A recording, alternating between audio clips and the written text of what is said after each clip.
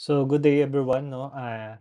Again, today we're going to discuss the international instruments that help ensure ships are safe, secure, and comfortable, no? Not just for the passengers but also for us, the seafarers who live and work on board.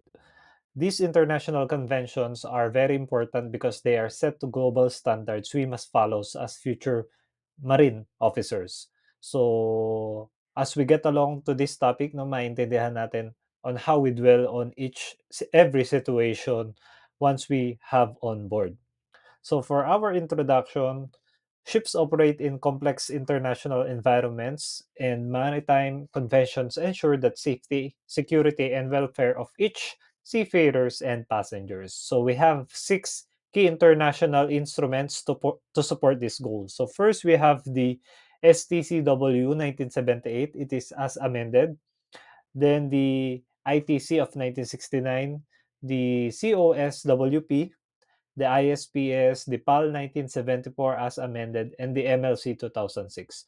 So I will not go into say about the acronyms because we're going to discuss it one by one as we start our discussion. So for this time, as future seafarers will be working in international waters, we are in ships from different countries and we need to meet and operate. So that's why we have these international conventions to make assures or to make ensure that everyone is following and the same rules for safety and security and welfare. So in this presentation, we have these foundations of professional maritime practices. So first, we have the STCW of 1978. So the STCW of 1978, which stands for the Standards of Training, Certification, and Watchkeeping for Seafarers. So it was established 1978. Kaya siya tinawag na 1978, STCW of 1978, and ensures that every seafarers, no matter their nationality, has the proper training skills before going to sea. So for us VSMT students, STCW is the reason why we undergo simulators, bridge watchkeeping, and safety trainings. So because this prepare us to perform on duties properly once we get on board. Kaya nagkakaroon tayo ng real life situation kapag gumagamit tayo ng mga simulators just like the mini bridge, the full mission bridge, and also the GMDSS that we used last semester. So, it is under the STCW. Dapat ang lahat ng mga students bago maka-graduate naka-experience ng simulators, no? Kasi hindi lang dahil nire-require sa school but it is requirement or for you also to have a vision kung ano yung real life situation on board para meron kayong idea and para ma-set niyo yung mind niyo na, ganito pala yung, magiging experiences ko once I got on board. So the purpose of this STCW is to guarantee that all seafarers are competent and properly certified. Kasi merong mga seafarers na umakyat on board ng walang idea on how to operate such things, no? Just for example, no, nung time namin nung nag-aaral kami, wala pa kami experiences sa simulators, hindi pa siya gano'n kahigpit, hindi pa gano'n equip yung school kasi hindi naman din nabibigyang importansya nung time na yon yung simulators. But then again, as the years goes by, the modernization of the world, siyempre kailangan ma-comply din ng country, ma-comply din ng school kung ano yung demands na hinahanap ng seafaring industry. So we need to obey the STCW standards. So for this ensures ships are operated safely, then the accidents are being reduced and the environment is protected. And imagine being a deck officer, no? You are in a watchkeeping decisions. So pagdating sa collision regulation. So this situation or these decisions rely on the training and that you receive under the STCW standards. 'Di ba pagdating nyo ng once na magkaroon kayo ng SOLAS or the BT 'no, yung basic training, magkakaroon kayo ng, watchkeeping, bridge watchkeeping. So, doon sa bridge watchkeeping ipapa-experience sa inyo on that training na kung ano yung proper watchkeeping, ano yung magiging emergency situation na kailangan niyong ma-assess during the collision regulations.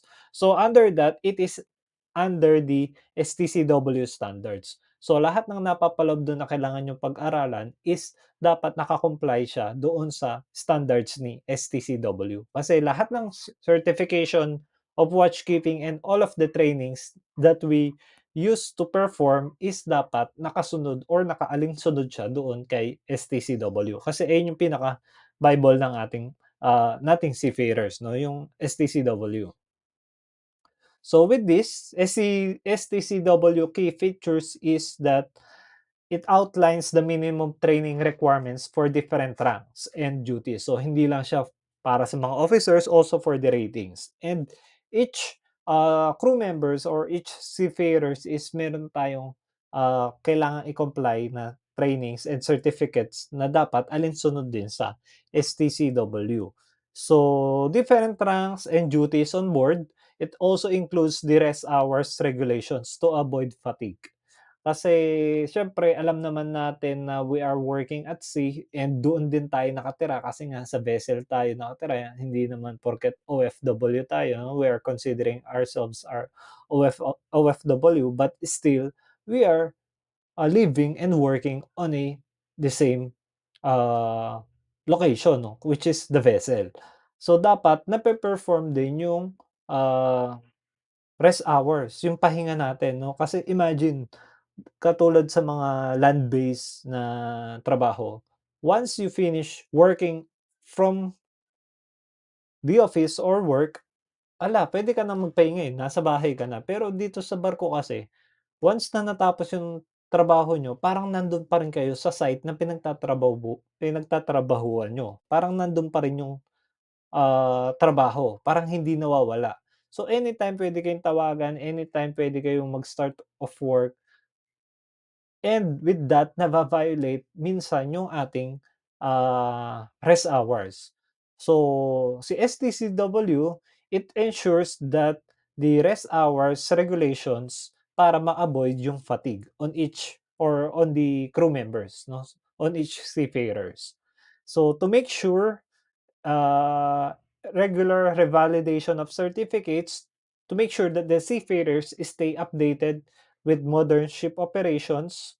For cadets like you, no, this means continuous learnings and discipline is important. No, kailangan ma-motivate niyo yung sarili niyo, ano niyo yung sarili niyo 'no, ma-exercise niyo na kailangan every sampa ko, updated lahat ng trainings and certificates ko, then pagbaba ko, iche-check niyo rin lagi yung trainings and certificates niyo if may pa-expire na ba or kailangan meron kayong kailangang i-renew. Kasi kapag meron kayong certificates na pa-expired na, it means kailangan niyo siyang i-renew or valid pa siya bago kayo sumampa ulit.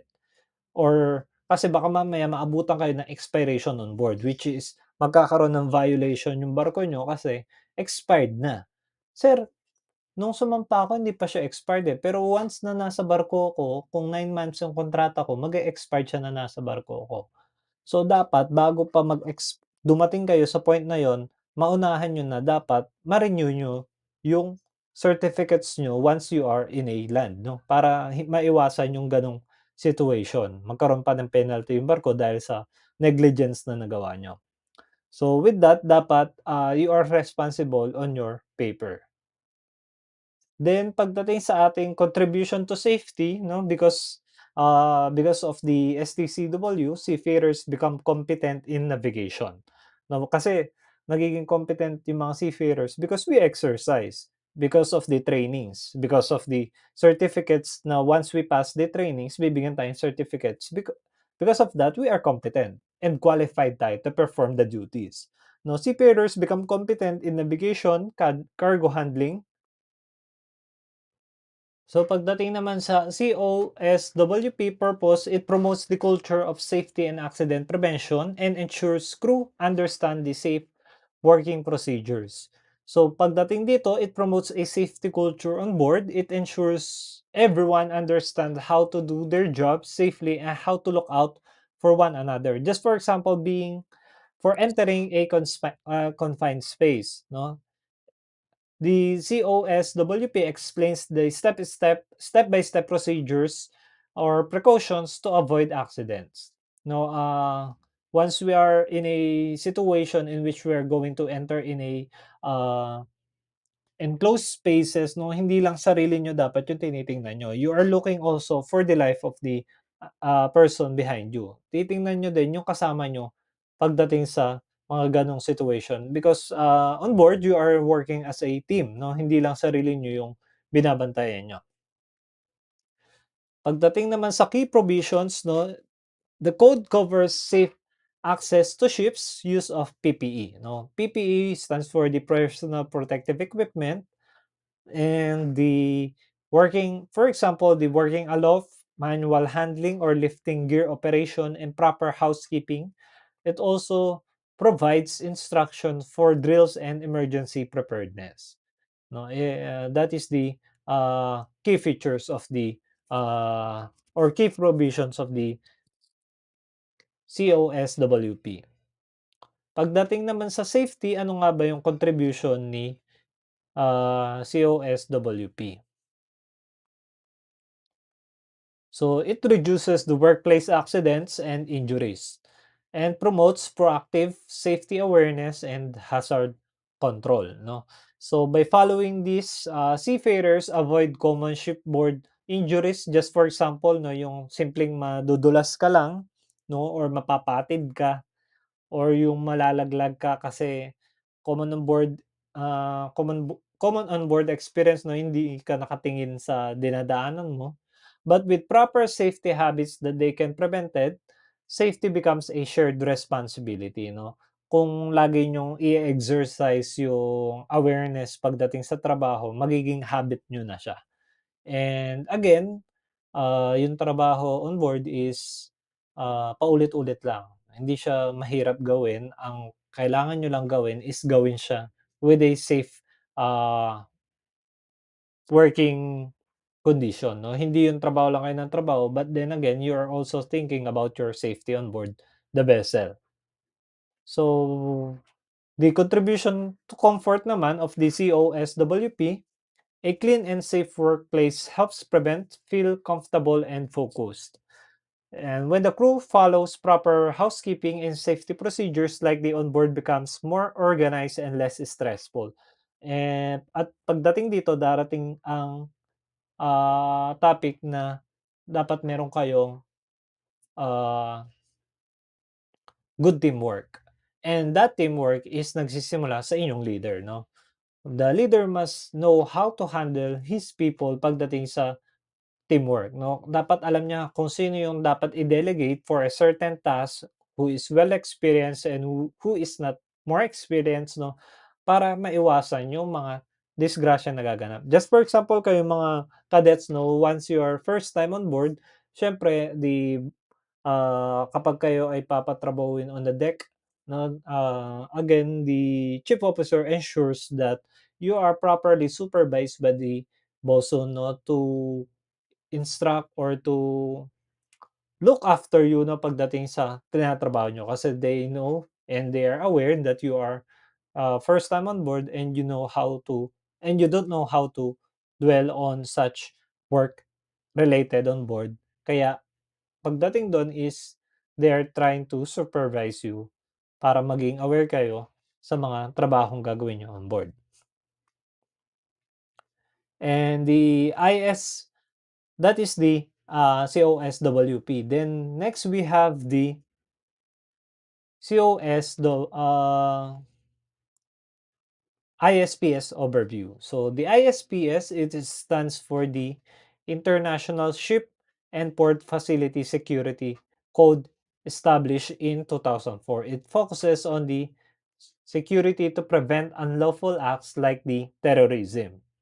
So the purpose of this is to uh,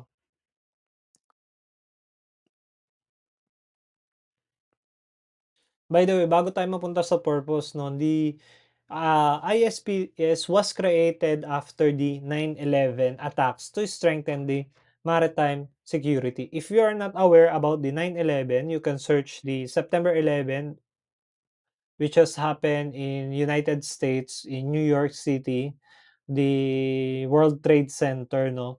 Nung nagkaroon ng terrorist attack dun sa Twin Tower, then, ah gumuho yung buildings, maraming namatay, and naalerto yung maritime industry na it might be happen also on board the vessel, those kind of attacks. Kaya nagkaroon tayo ng International Ship and Port Facility for Security Code, no, the ISPS. So with that, it aims to protect ships, ports, and also the crew and cargo from terrorism, piracy, and other unlawful acts. Again, no, na-formulate siya during the 9/11. No? Maganda yan, panoorin nyo sa YouTube, no? Makita nyo yung 9/11 tragedy. So the purpose of this ISPS is to detect that also prevent the security threats at sea and in port. So it ensures that only authorized people can enter restricted areas that the crew knows what to do in case of security incidents. So the key provision, it requires the ship security plans and officers also is establish the security levels and restricted area procedures. So for this provisions, no, it requires ships to have a ship security plan. Dapat merong ship security plan. So under the ship security plan, and also meron tayong ship security officer. So, and defined security levels. Meron tayong security level 1, 2, and 3. Then it promotes coordination between the ships and port facilities for safe operations. Ano ba yung nako-contribute ni ISPS pagdating sa safety? So, the ISPS prevents hijacking, smuggling, and piracy. Also, it ensures the emergency response preparedness. ISPS reduces like hijacking or smuggling. Crew members are trained to be vigilant and prepared to respond during the security threats. And as future officers like you will be responsible for ensuring security watch and access the control. Pagdating naman sa comfort, ano ba yung binibigay ni ISPS on the crew members? It gives a crew and passengers peace of mind, no? Meron kayong peace of mind pagdating sa pag stay nyo on board. Also, it builds a sense of discipline and vigilance on board. Hindi kayo magiging komportable or kampante lang, no? Magiging alert din kayo, no? And pagdating sa ating comfort, no, when everyone feels safe on board, they can work without fear or anxiety, no? Mababawasan yung iniisip nyo on board. And ISPS gives us both crew and passengers confidence that ships is secure environment. Hindi yung kada work nyo para kayo napaparanoid baka ano yung mangyari sa inyo on board. No, it is very helpful for us seafarers na wala kayong iniisip or wala pang nakakapag-contribute ng alalahanin sa pagtatrabaho nyo. Then we have the PAL of 1974. So the PAL of 1974, Athens in Greece, no, Convention on the Carriage of Passengers their luggage by sea. So it governs the passenger rights and carriers liabilities. So in Athens of 1974, it focuses on the safety and rights of passengers traveling by sea.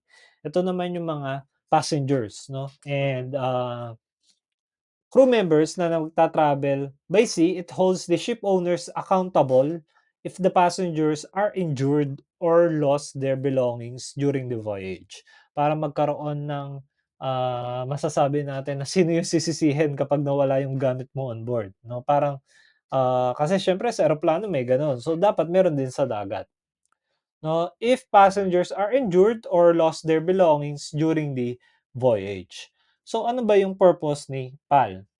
So si PAL, pinoprotektahan niya yung passengers yung safety and yung compensation rights ni passengers, and it promotes also the accountability of the ship owners. Hindi porket sila may-ari ng barko, hindi na sila accountable kapag nagkaroon ng hindi magandang pangyayari on board. They should be also responsible for loss of belongings of the passengers. So, the purpose of PAL is to protect passengers' rights and to ensure that the carriers are responsible for safety and comfort during the travel. Also, it builds passenger trust in the maritime transportation, no? Kasi baka mamaya, ay, mag-ano na lang tayo, eroplano na lang tayo kasi pagdating sa mga barko nawawalan ng gamit, 'no? Yung mga gano'ng cases. Kasi if that case, 'no, mawawalan ng kita din yung mga passenger vessels natin. So the key provision of the PAL is to carrier liability for death and injury of the passengers, also the compensation limits for loss or damage of the luggage, and insurance for passenger claims. So it sets the limits of the liability of the passenger. Injury or death, it requires the ship owners to have a insurance. Ito yung mga binabayaran ng mga passengers na magbabayad kayo kasi merong insurance yung sinasakyan yung barko. No, have insurance to cover this compensation. So pagdating kasi sa insurance, hindi lang solely yung magbabayad diyan yung owner. Dapat meron din kayong participation pagdating sa insurance niyo kasi kayo rin yung makikinabang dun sa insurance na yun. So this ensures the fairness and accountability in case of accidents kasi hindi niyo naman masasabi kung kailan darating yung aksidente. So the contribution of safety of PAL, it encourages the ship owners to maintain safety standards.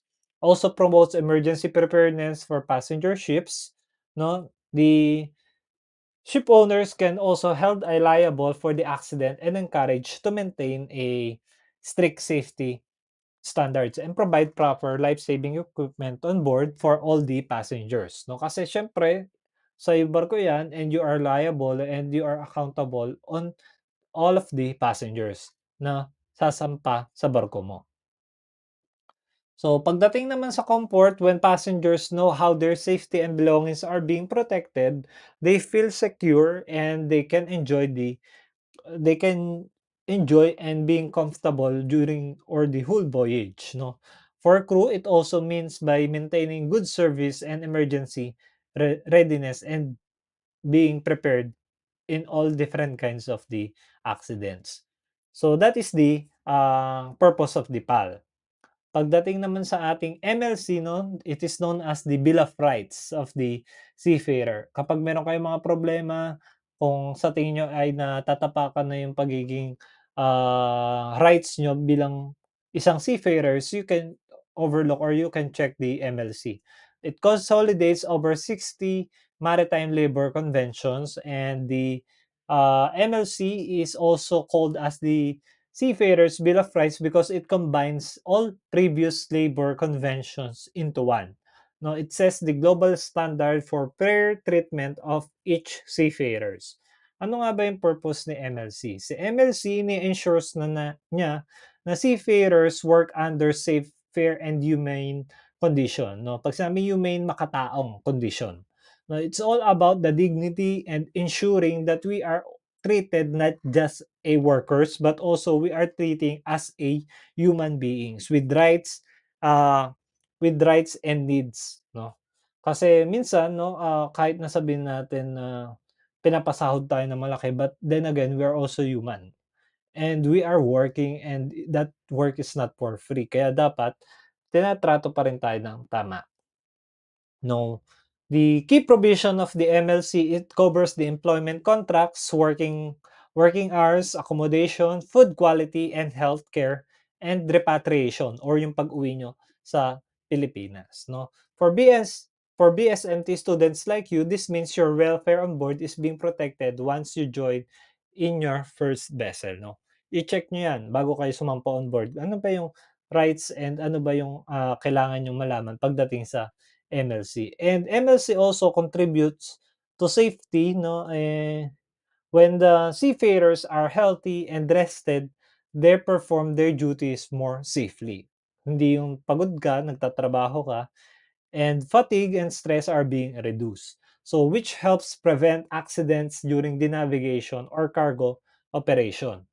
So si MLC naman, ang mako-contribute niya pagdating sa comfort is MLC ensures that ships provide clean cabins, nutritious foods, recreational facilities na pwede kayo mag-gym, pwede kayo mag-exercise na release yung mga negative or negative energy or toxins sa inyong katawan, no? And medical care. So these small comforts matter a lot during the long months na nasa barko kayo. So with the integration of these elements, no, together with the instruments to ensure the competence of the crew, we're referring to the STCW, ship design, ITC, then the practical safety, the cost WP, ensured operation, the ISPS, and protected passengers, the PAL, fair labor, the MLC. So all of these six convention work together, no, train us to be competent, and they create a balanced and maritime, uh, safe maritime environment. So for the continuous improvement, these convention aren't static. They are regularly updated, and as a future maritime professionals, it is your duty to stay informed and compliant because continuous improvement lead us to a safer and more sustainable maritime industry, no. Sabi ko nga dapat make sure nyo na your certificates are being complied kasi that is or your responsibility. They have their own responsibility and you should have keep in mind that you also have your responsibility, which is your papers, your health, and your body, no? Kasi kayo yan eh, kayo yung nagtatrabaho diyan. And kayo nakaka-feel kung yung katawan nyo ay kaya pa or ah, kailangan yung i-improve, no? Baka mamaya meron kayong mga sakit na underlying which is dapat na feel nyo kaagad and nadadaan through the medication.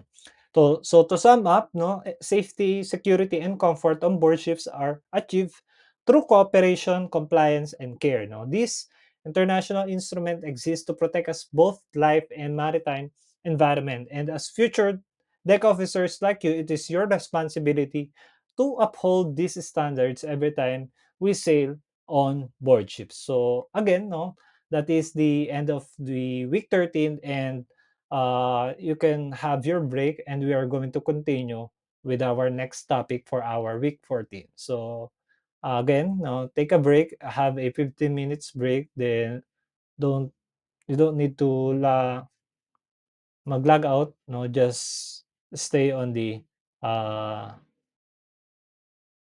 Gmeet, no. Okay, so you can have your break.